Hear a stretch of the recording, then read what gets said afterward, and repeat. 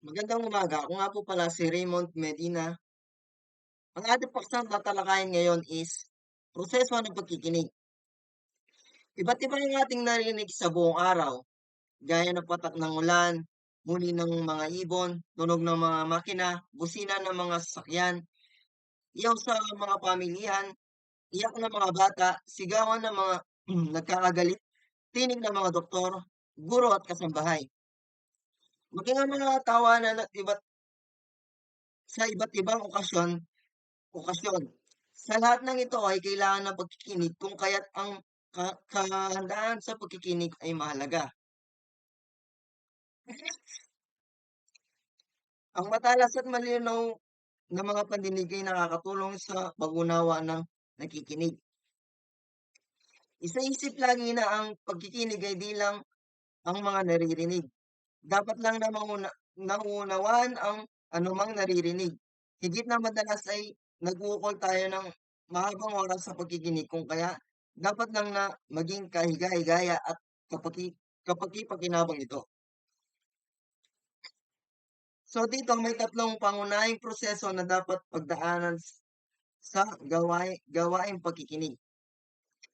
Una, ang perception ng tunog or perception of sound sa Ingles na tumutukoy sa literal na pagpasok ng tunog sa ating tenga. Ito ay isang likas na gawain na hindi maiiwasan. Hangga't nasa normal na kondisyon ng ating pandinig ay patuloy itong makakasagap ng halos lahat ng uri ng tunog. So yan, yung perception of sound is yun yung pumapasok na mga tunog sa ating tinga sa pang-araw-araw nating pamumuhay. Yun yung tinatawag na perception of sounds.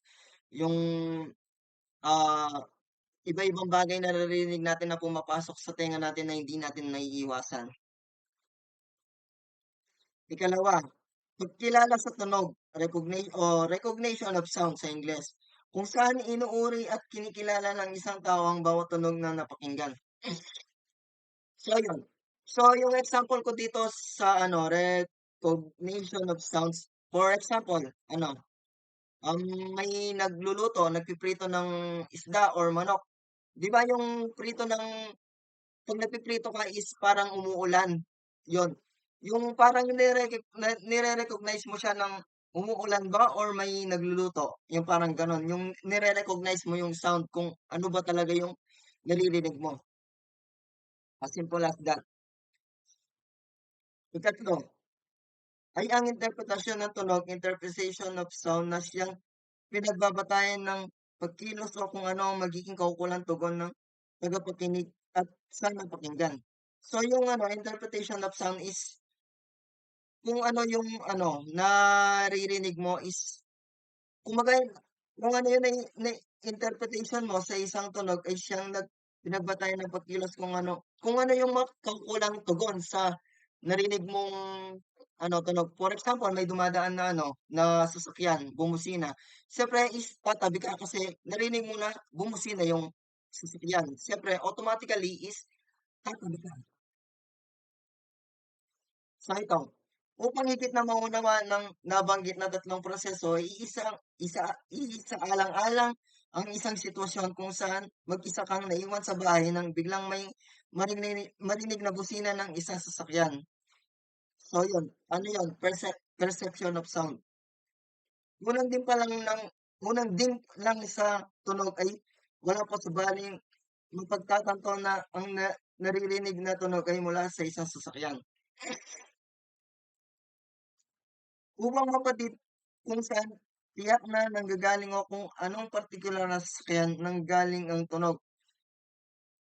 Kung naano mo yan, kung truck ba yan, jeep, kotse at iba pa, ay tamang uri ng tunog, recognition of sound. Yun nga, yung recognition of sound, kung yung parang nare-recognize mo kung truck ba siya, jeep ba siya, kotse ba siya, siyempre yung mga tunog ng mga sasakyan ng mga busina yan is magkakaiba.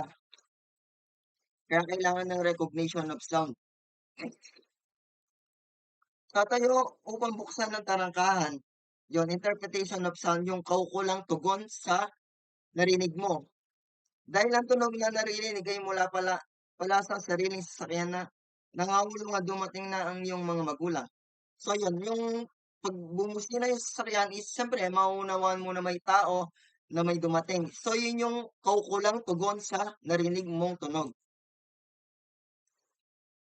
Kung ang tunog naman ay nanggaling lamang sa kung saan ay maaari na lamang itong ipagwalang-bahala kung tayo ay kalahok sa pakikinig sa mga komunikasyon, pasalita, nararapat lang na may layunin at gagawing pakikinig.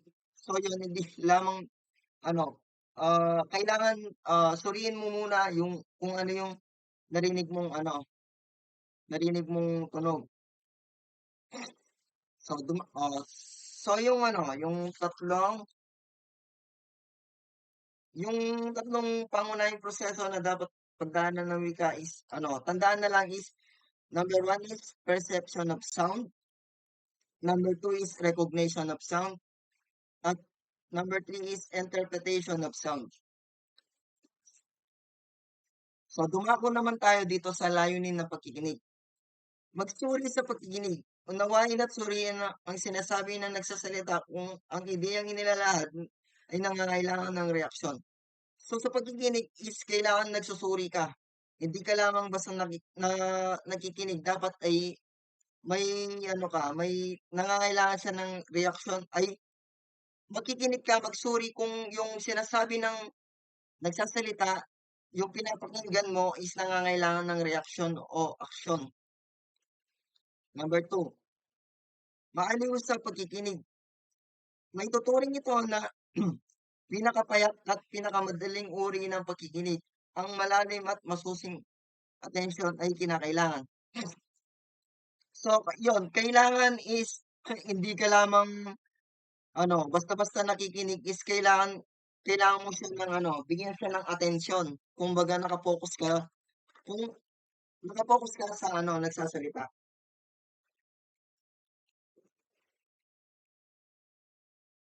Number three, makalikom ng mga kaalaman sa pakikinig. Nararapat na mga maunawaan at natatandaan ng nakikinig ang kaalaman at impormasyon ibinahagi ng nagsasalita. So yun, hindi ka lamang basta nakikinig is so dito is kailangan mo rin ng ng eh, ng kaalaman dun sa pinapakinggan mo is kailangan nararapat na maunawan at natatandaan mo siya. Hindi ka lamang basta nakikinig.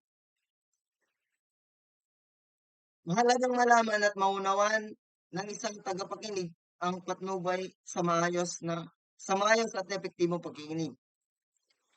So dito, ah, nandito lima 'to, mga patnubay sa pakikinig. Number one, maging handa sa pakikinig. Dapat ay may kahandaan sa pakikinig. Ipakita na siya ay interesado sa sinasabi ng nagsasalita. Maaari ring gumamit ng kagamitan sa pakikinig gaya ng papel o panulat. Magtala ng mahalagang impormasyon upang di malimutan. Sikaping iwaksi ang mga alalahaning nagsasalimbayan sa isip. Mag-concentrate, wika nga. So yun, hindi ka lamang basta-basta nakikinig, is kailangan is meron kang konsentrasyon sa pakikinig. So yung example ko siguro dito is, for example, may nagdi-discuss, may nagsasalita is yung iba kasi nandun yung mata nila nakatingin sa nagsasalita pero yung isip nila nasa ibang dimension, gano'n. So ayun na, tapos number two, magkaroon ng adhikaing layunin sa pakikinig. Tiyakin kung ano ang inahangad na kapakipangina kapakinabangan, makakuha ng impormasyon, magsusuri o kaya upang maaliw. So yun, hindi ka lamang basta nakikinig, dapat meron kang adhikain at layunin sa pakikinig. Number three, alamin at unawain ang mahalagang impormasyon. Nararapat na maunawaan at makuha ang layunin ng nagsasalita at maging ang estratehiya o pamarang ginamit ng nagsasalita upang may isa katuparan ng kanyang layunin. So yun, dapat isalamin mo yung mahalagang impormasyon na ibinahagi ng nagsasalita. Number 4, i-develop ang interes ng makinig makinig. I-develop ang interes na makinig. Walang paksa o usapin ng magiging kabagot-bagot para sa isang taong interesadong makinig. Ang pagpapakita ng interes sa nais sabihin ng kausap ay unting lumilikha ng ugnayan sa pagitan ng dalawang tao dahil sa nagbubunga ito ng pagka pagkakapalagayang loob at pagtitiwala sa isa't isa, higit na mabilis makakuha ng impormasyon sa isang taong marunong makinig. So yun, di ka lamang basta nakikinig, dapat na nade-develop ang iyong interes sa pakikinig. So, yung iba kasi is parang kung may nagdi-discuss is hindi sila interesado. Kung kailangan is ano, ma-develop mo yung ano, ang interes mo sa pakikinig. Hindi ka lang basta nakikinig yung papasok dito tapos lalabas din sa kabila. So last is iwasan ang pagpuna sa sinasabi ng nagsasalita. Pagtuunan ng pansin ang pinaka pinakapangunahing kaisipan, ideyang tinatalakay. Magkaroon ng sapat na konsentrasyon upang maiwasan ng bagay na makapagpapalabo o makakagulo ng anumang pinakikinggan. So yun, 'pag may nagsasalita is iwasan yung pagpuna sa ano, nagsasalita is para hindi maiba yung ano, pinag-uusapan.